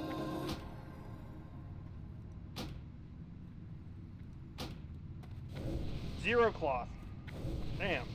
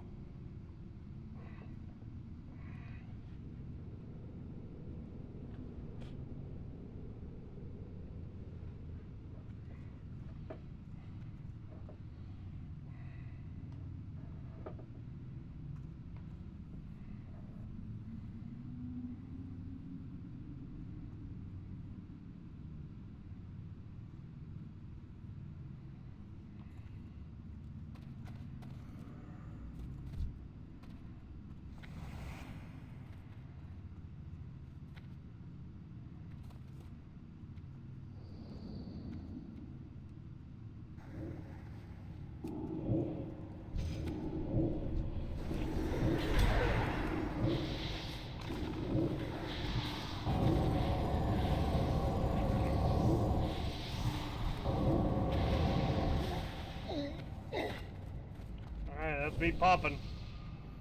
Hit that big 51 on the damage charge, dude. Woo!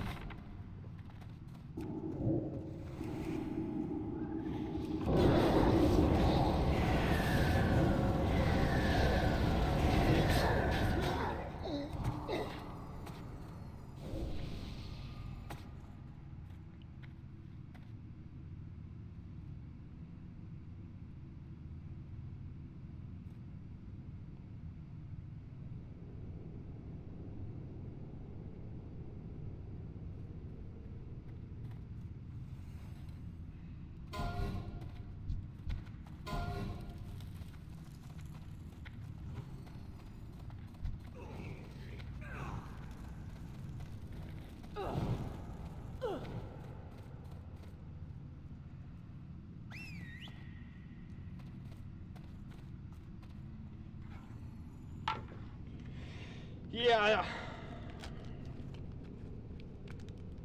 I think part of it's definitely the communal gear, and I think part of it's definitely this spec isn't great.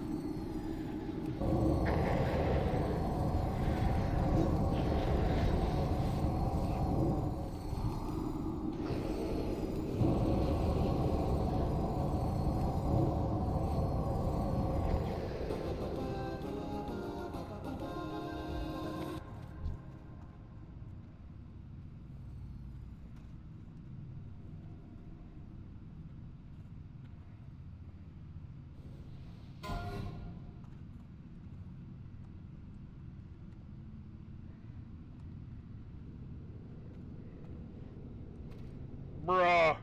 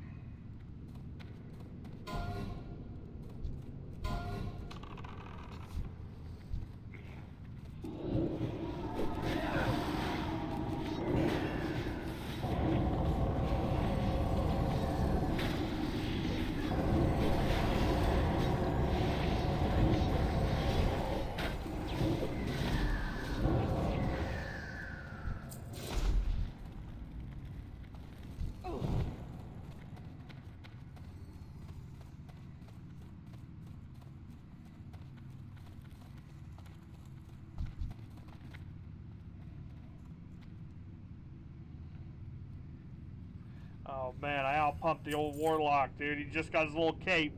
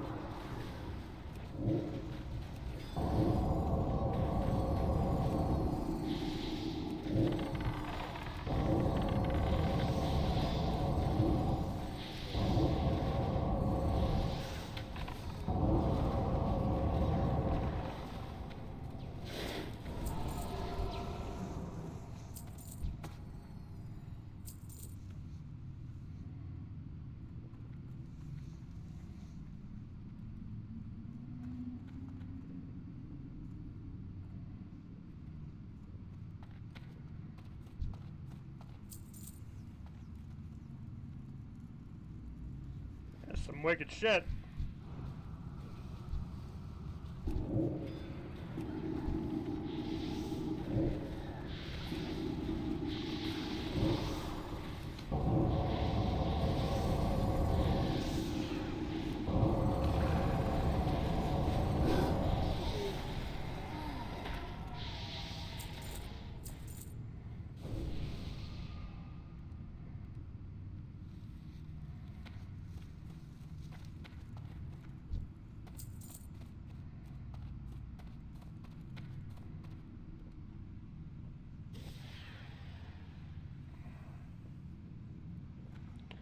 Dude, this guy better give me something.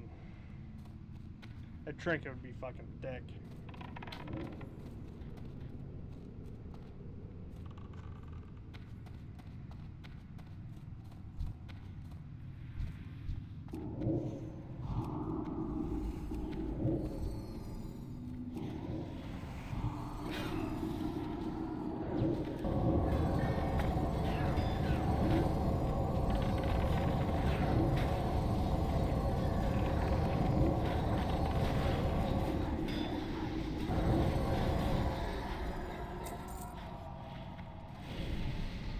Gotta see what the Scorcher on the DPS charts was there. Oh man, 110.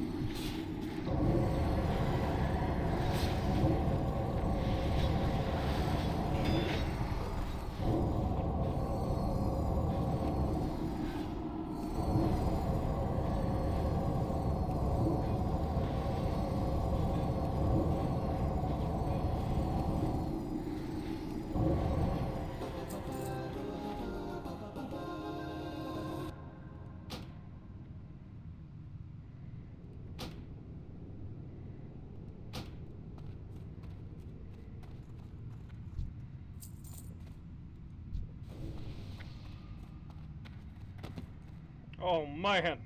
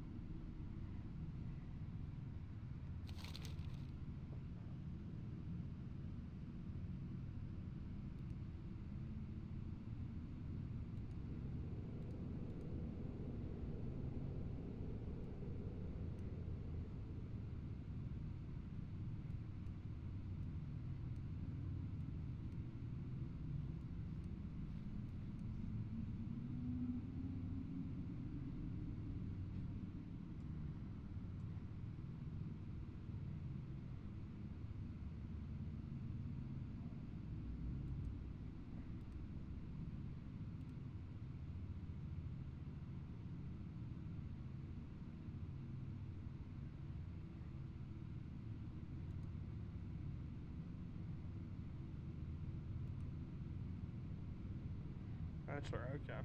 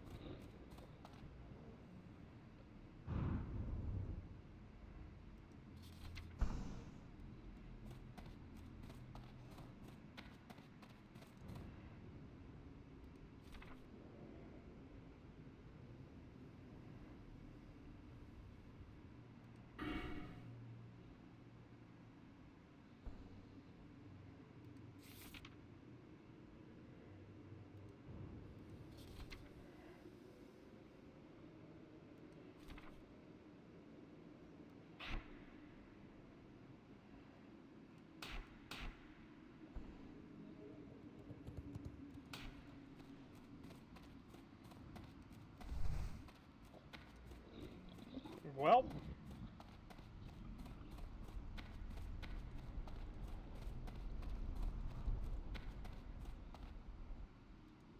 What now? Embrace.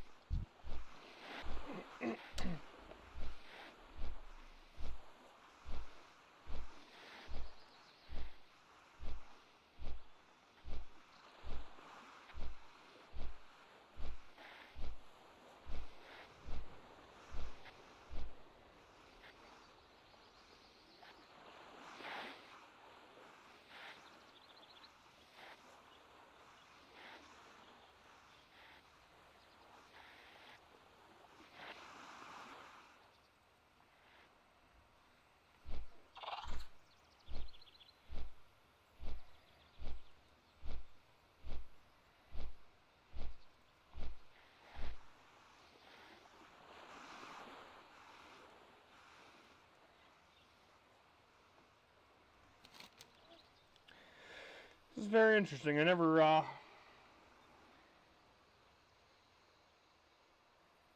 never did a lot of the, never got into the horde stuff too much, so it's interesting to see all the flight paths and stuff in the old world.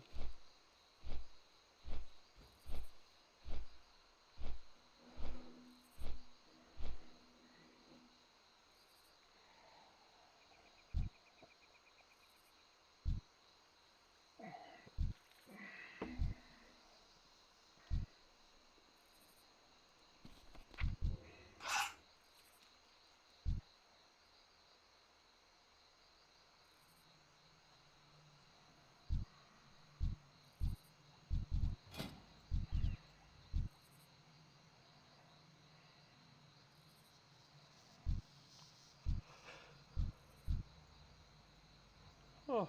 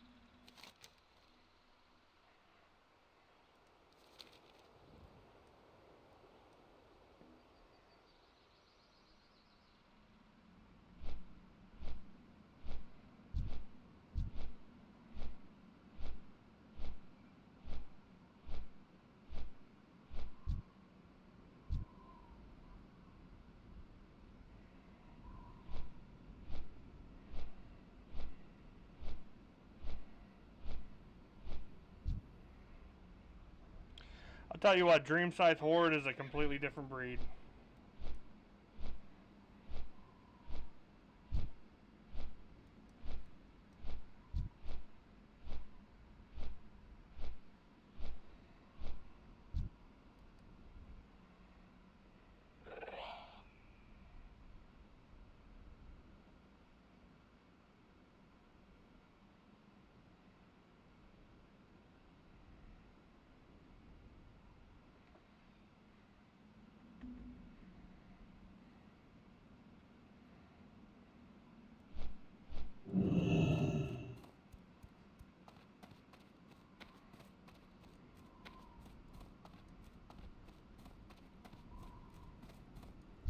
I haven't got all day.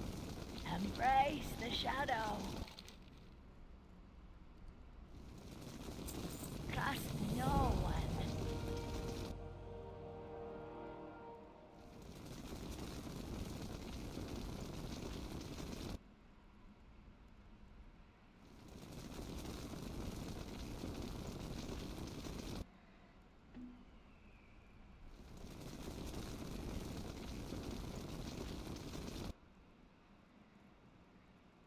Dark Lady, watch over you.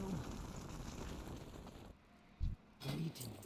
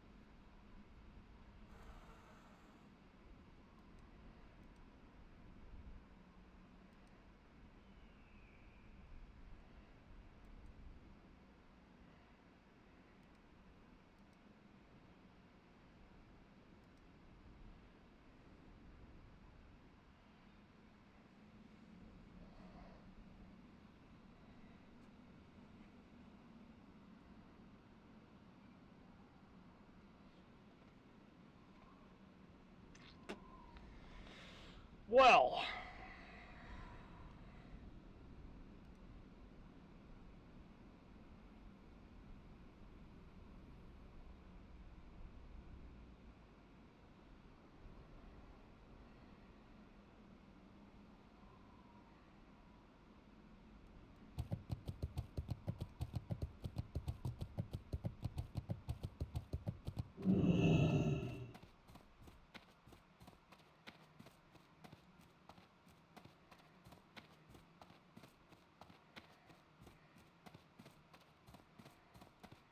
The winds guide you.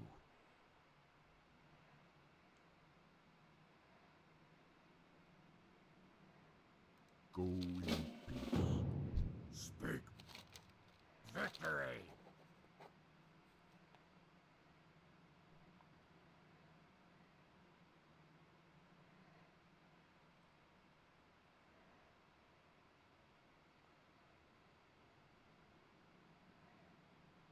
For the Horde!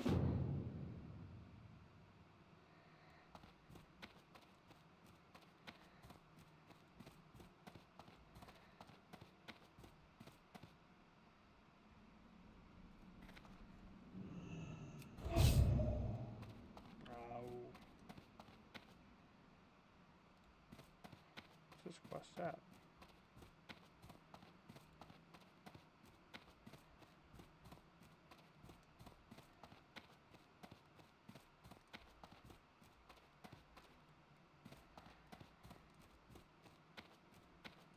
What can I do for you? What do you Dabu. need?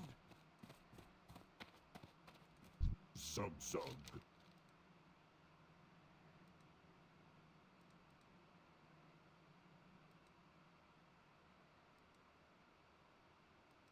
Go with honor.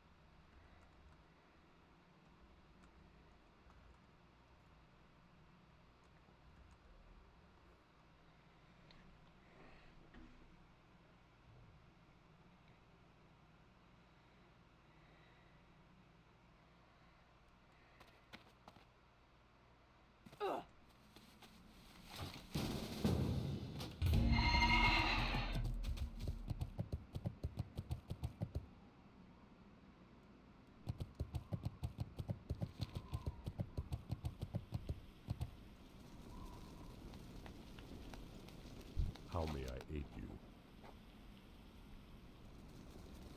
Go in peace. What now?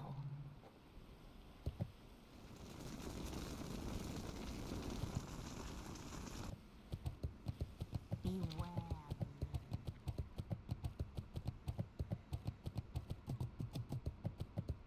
Loktar. For the Horde.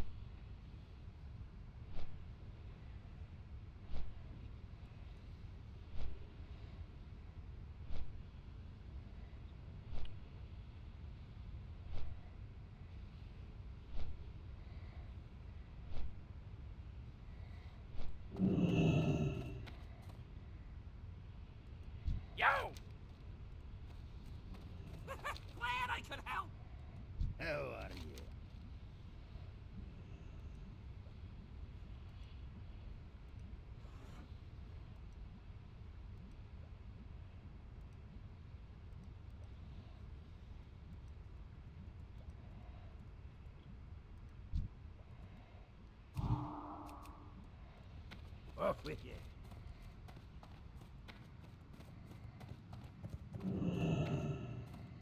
Maya, hurry back. Be good. Glad I could help.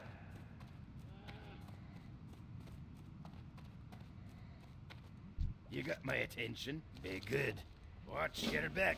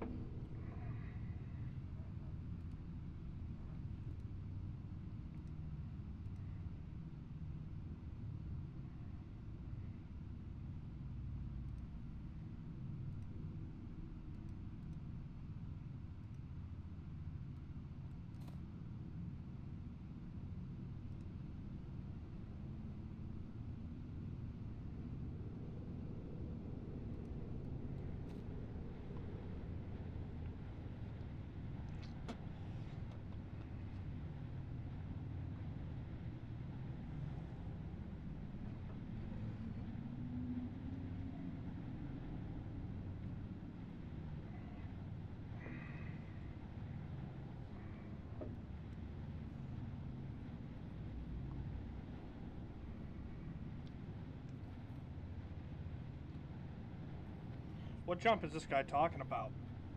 Kicking my ass. What do you mean?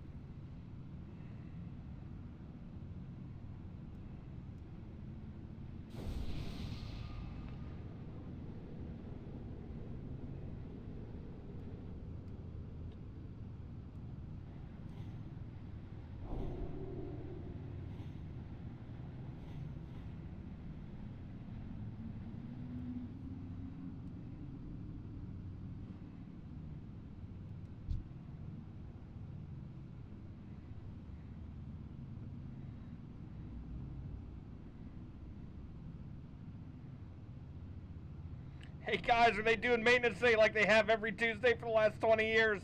Oh man.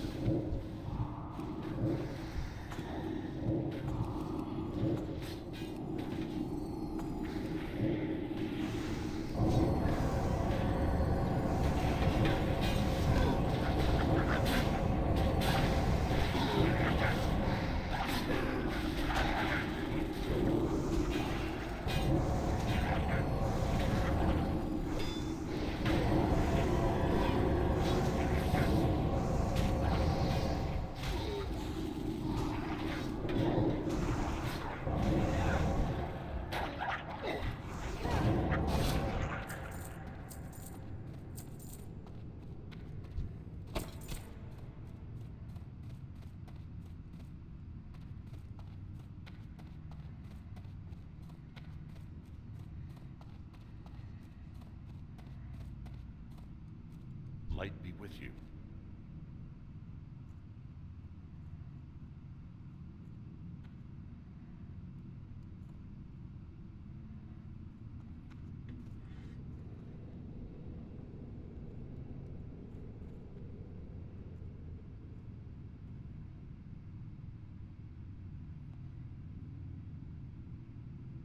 Greetings. Well met. King's honor, friend. Go with honor, friend. What can I do for you? Light bless you. Need help? Be careful. What can I do for you, or the Alliance?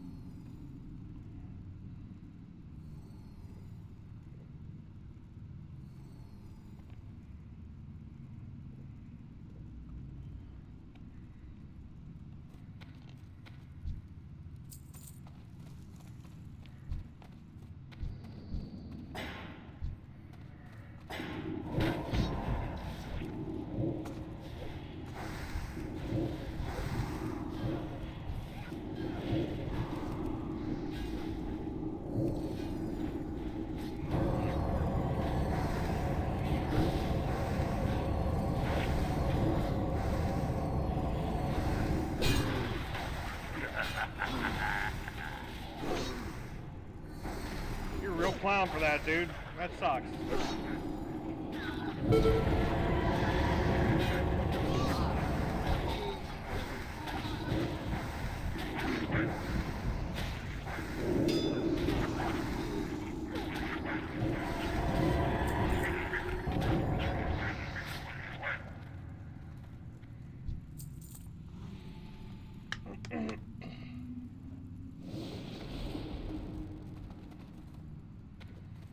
I'll tell you what, the feeling of coming in second place on DPS as a Shadow Priest is thick. You know you're not supposed to do it.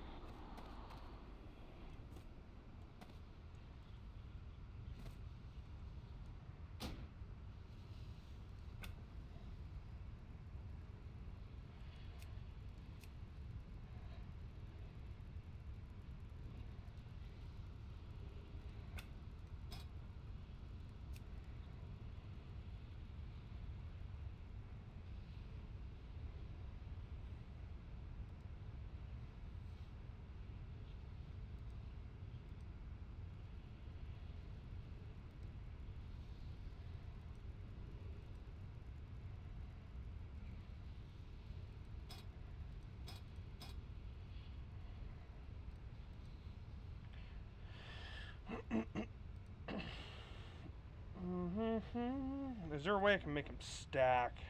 That's what I need.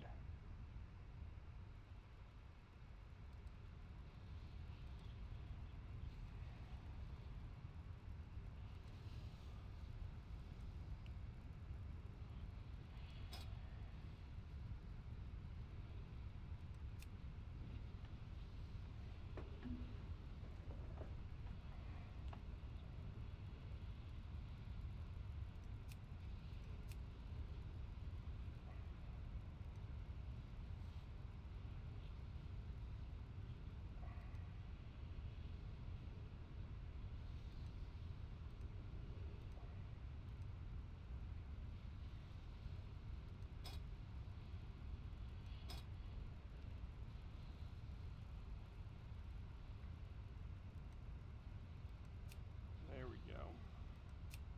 Hopefully that makes it a little easier.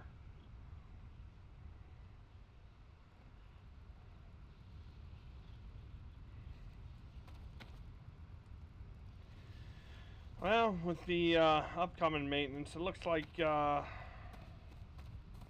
gonna be taking a little breaky poo. But you know what? That's no big deal.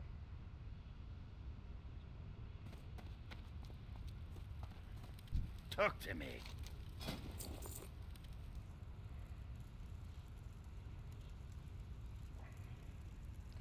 That is no big deal.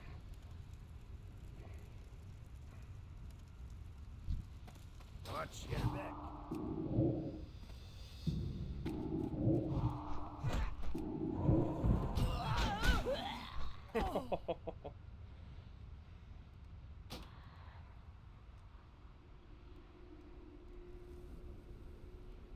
Am I at war with the Thorium Brotherhood as a horde?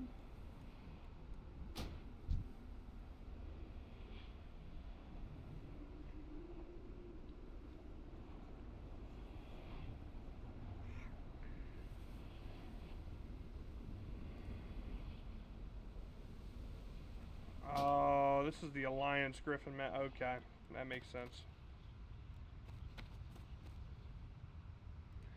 That makes sense.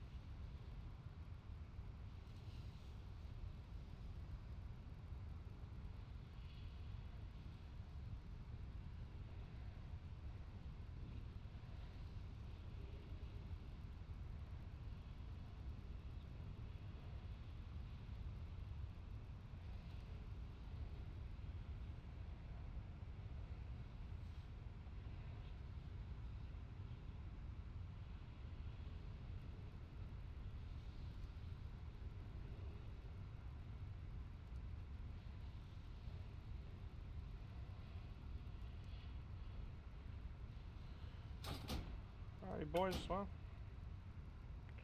we'll log out of here,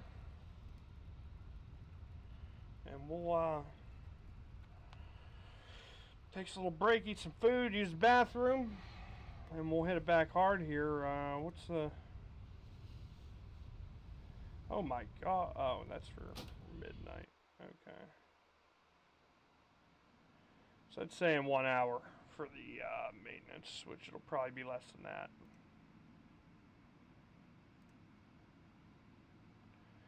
We'll catch everybody at the end of that. See you, fellas.